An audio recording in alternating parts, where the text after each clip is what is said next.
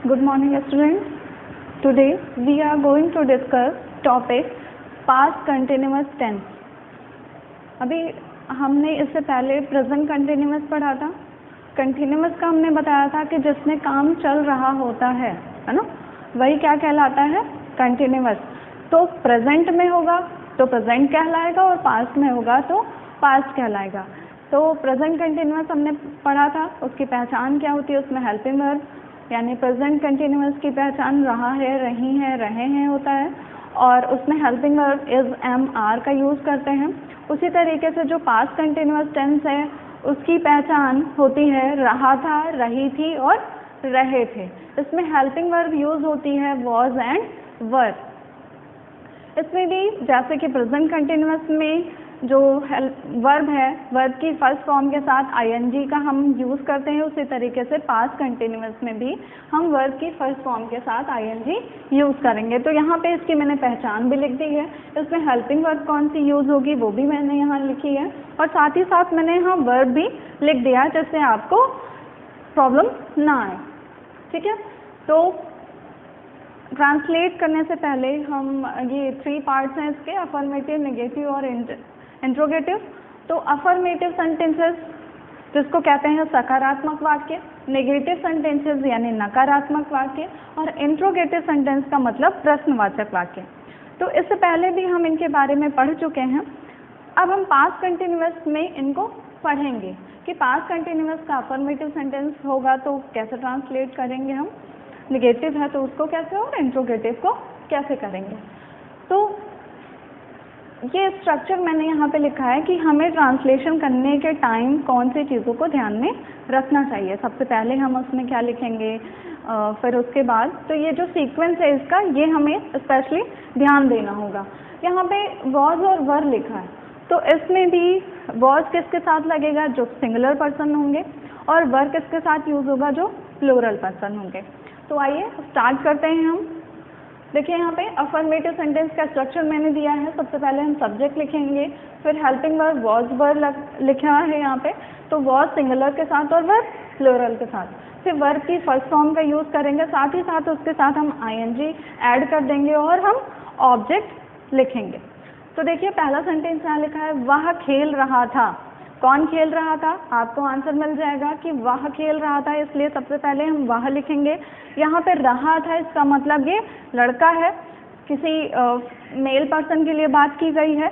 अब यहाँ पे अगर फीमेल, वह खेल रही थी अगर होता तो यहाँ पे हम शी यूज़ करते हैं, बट यहाँ पे खेल रहा था है इसलिए हमने क्या लिखा, यहाँ पे ही लिखा। अब ही क्या है, अकेला है यानी सिंगुलर है, इसलिए हम क्या यूज़ करेंगे, वॉज यूज़ करेंगे। तो ही वॉज। अब इसमें वर्ब यानी कौन सा काम हो रहा है, खेलने का, तो खेलने की क्या होती है, प्ले होती है। हमने अभी कहा था वर्ब की फर्स्ट फॉर्म के साथ साथ हम क्या ऐड करेंगे, उसमें आईएनजी ऐड करेंगे, तो क्या हो जाएगा, ही वॉज प्लेइंग। अगर इसमें होता वह क्रिकेट खेल रहा है या फुटबॉल खेल रहा है, हॉकी खेल रहा है, लूडो खेल रहा है, चेस खेल रहा है, कोई भी गेम का अगर नेम दिया होता तो यहाँ पे उस गेम का नेम आ जाता, बट यहाँ पे सिर्फ लिखा है वह खेल रहा था, इसलिए ये सेंटेंस हमारा यहीं पे कंप्लीट हो जाता है। नेक्स्ट पढ़ते हैं हम, मैं चोर का पीछा कर रहा था। कौन, मैं कर रहा था, इसका मतलब हम क्या लिखेंगे, आई। फिर क्या लिखेंगे, helping verb was, I was. ठीक है, ये हो गया।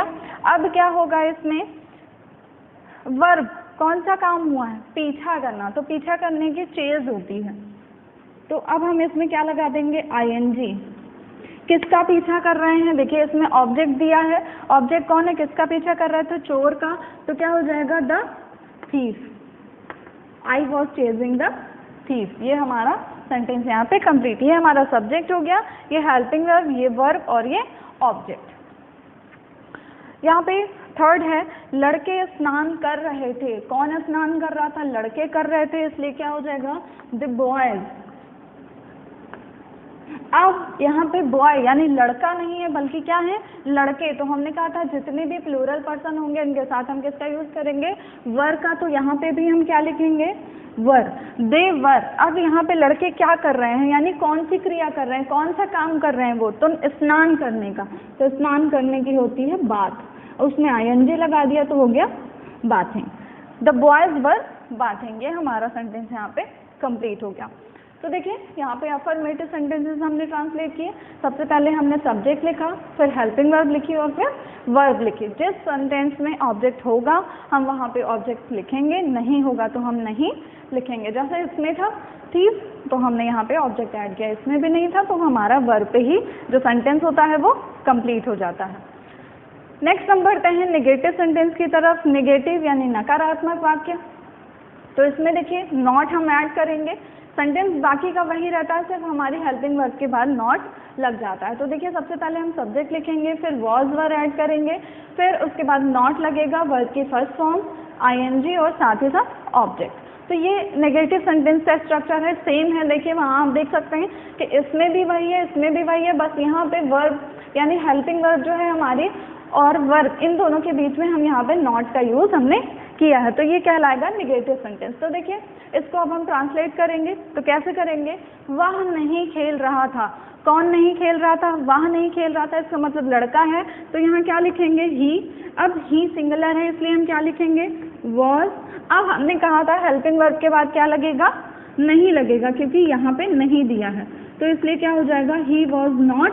अब इसमें कौन सा काम हो रहा है, खेलने का काम हो रहा है, तो क्या हो जाएगा, प्ले प्लस आईएनजी, तो क्या हो जाएगा, प्लेइंग।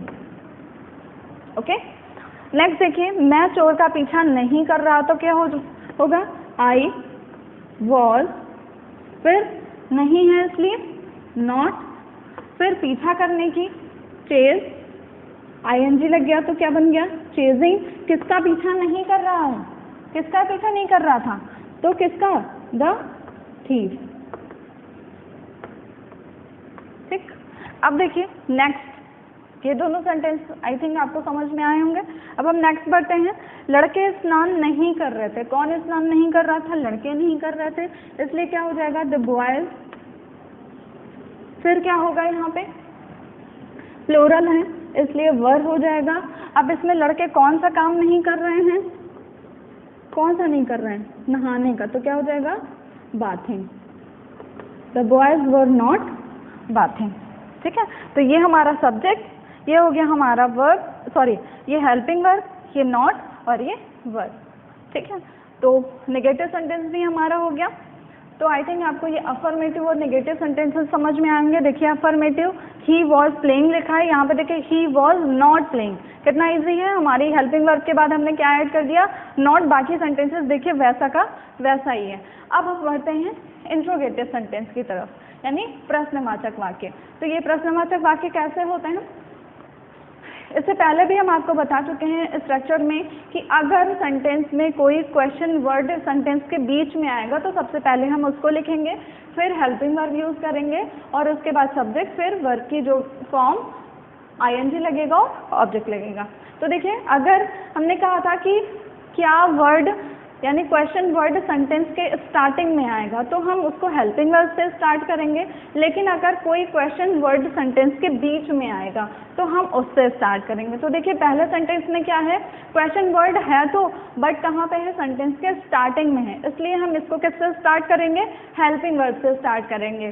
तो देखिए क्या वह खेल रहा था, तो देखिए वह है यानी सिंगुलर है, इसलिए इसके लिए हम क्या यूज़ करेंगे, हेल्पिंग वर्ब वॉज। तो यहाँ पे भी हमने वॉज लिख दी। ठीक है। इसमें हमने कहा था वॉज या वर ऐड करेंगे तो हमारा वॉज है क्योंकि हमारा सब्जेक्ट सिंगुलर है। अब हम क्या लिखेंगे, सब्जेक्ट हमारा क्या है, ही, वॉज ही।